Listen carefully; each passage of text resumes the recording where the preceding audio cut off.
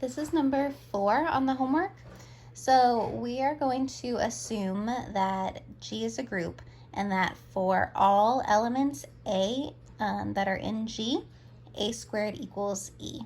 And we are trying to show that G is, I actually don't know how to pronounce that, abelian, but it basically means it's commutative.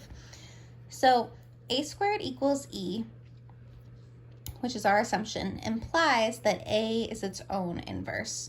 If you want to show why, you can. So if you start with A squared equals E, you can rewrite that as A squared is just A times A. And then we can multiply both sides by A inverse on the right. Okay, and then A times A inverse is just E, which is the identity. E times A inverse is A inverse. And then our last line, A times E is just A. So we have A equals A inverse. So for any element in G, they're all going to be their own inverse. So if we take A and B, elements of G, A is equal to A inverse and B is equal to B inverse. Now we can show that it is abelian.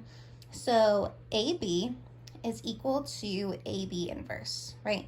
AB is also an element in G because since G is a group, G is closed.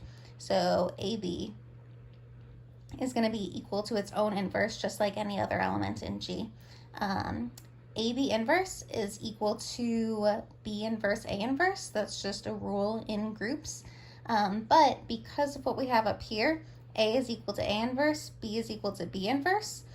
So because of that, B inverse A inverse is equal to just BA. So we have AB is equal to BA, and that shows that G is abelian, which is what we wanted to prove.